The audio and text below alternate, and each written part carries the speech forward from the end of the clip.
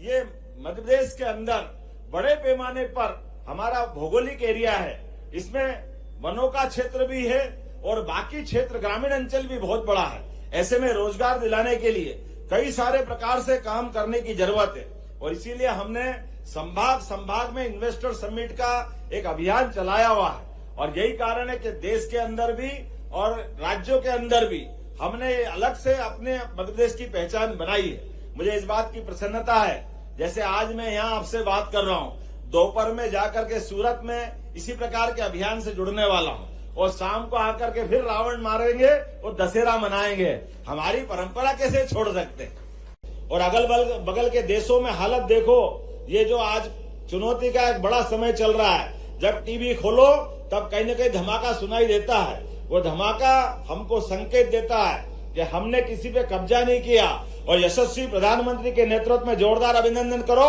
नरेंद्र मोदी जी के शासनकाल में, जिनने समय के साथ ऐसी कई चुनौतियों को पहचाना भी है। इसीलिए लगातार सब सेक्टर में काम कर रहे हैं। देश के अंदर रोजगार बढ़े उस पर भी काम कर रहे हैं, इकोनॉमी सभी सेक्टर से आगे बढ़े उस पर भी काम कर रहे हैं, लेकिन सेना को भी समर्थ बना रहे हैं और भारत सामर्थ्यशाली बने इस पे भी काम कर रहे हैं। इसलिए सेना की ताजगी के लिए, लेकिन ताजा दम सेना के लिए अग्निवीर योजना स्थापित की, जोरदार अभिनंदन करो। इनका नाम नरेंद्र मोदी है। ये ईरान, इजराइल ये युद्ध तो अब दिख रहे हैं, लेकिन भारत को सामर्थ्यशाली बनाने के लिए, हमारे देश के लोगों को जोड़ने के लिए, केवल कल्पना करो अगर नरेंद्र मोदी जी अग्निवीर योजना नहीं बनाते तो आप अपना आकलन करो कि क्या हालत होती भारत की। अंदाज आप लगा लो। कई कारणों से हमारी अपनी सैन्य क्षमता की लिमिटेड है, लेकिन फिर भी वो कितनी है आपको एक आंकड़ा देना चाहूंगा। 142 करोड़ के देश में, अब 145 बताते लोग, 145 मान लो, 145 करोड़ के देश में भारत अभी वर्तमान में चौथी अर्थव्यवस्था के पास पहुंचा है। आर्थिक रूप से कमी नहीं है। अरे सोने चांदी की तो बात ऐसी है, जामनगर में परसों गरबा देखते तो हमारी 1000 बहनें 1-1 किलो सोना पहन के नाच रही थी। ये भारत है, ये आनंद हमारे बीच में।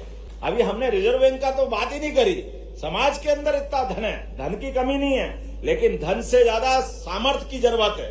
लेकिन सैन्य क्षमता में अभी देश की केवल 13.5 लाख हमारी सैन्य क्षमता है और हमारी सब प्रकार की फोर्स जोड़ लो, जो सभी प्रकार के हमारे पैरामिलिट्री से लेकर के सारे लोग, ये केवल 40 लाख है।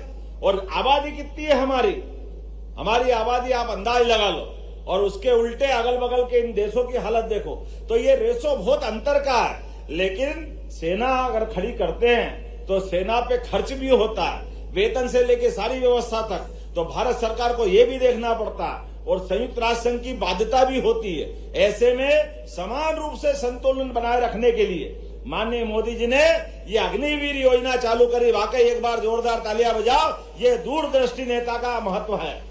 पशुपालन करते हुए भी जो दूध उत्पादन का हमारी मध्य प्रदेश की उत्पादकता है वो 9% है। हमारा प्रयास है कि उत्पादकता को डबल करेंगे, अर्थात देश में कुल दुग्ध उत्पादकता की जो क्षमता है वो 9% से बढ़ के 20% मध्य प्रदेश की हो जाए। इस पे भी हमारी सरकार काम कर रही है, क्योंकि हमारे लिए ये मध्य प्रदेश के अंदर बड़े पैमाने पर हमारा भौगोलिक एरिया है, इसमें वनों का क्षेत्र भी है और बाकी क्षेत्र ग्रामीण अंचल भी बहुत बड़ा है। ऐसे में रोजगार दिलाने के लिए कई सारे प्रकार से काम करने की जरूरत है और इसीलिए हमने संभाग में इन्वेस्टर समिट का एक अभियान चलाया हुआ है और यही कारण है कि देश के अंदर भी और राज्यों के अंदर भी हमने अलग से अपने मध्य प्रदेश की पहचान बनाई है। मुझे इस बात की प्रसन्नता है, जैसे आज मैं यहाँ आपसे बात कर रहा हूँ, दोपहर में जाकर के सूरत में इसी प्रकार के अभियान से जुड़ने वाला हूँ और शाम को आकर के फिर रावण मारेंगे और दशहरा मनाएंगे। हमारी परंपरा कैसे छोड़ सकते हैं? आज लगभग 700 करोड़ से ज्यादा कामों का उज्जैन उत्तर और दक्षिण के साथ साथ हमने उज्जैन जिले के विभिन्न कामों का आज भूमि पूजन लोकार्पण किया है। आज ही प्रतिभा सिंटेक्स की एक बड़ी फैक्ट्री जिसमें 5000 मजदूरों को काम मिलेगा।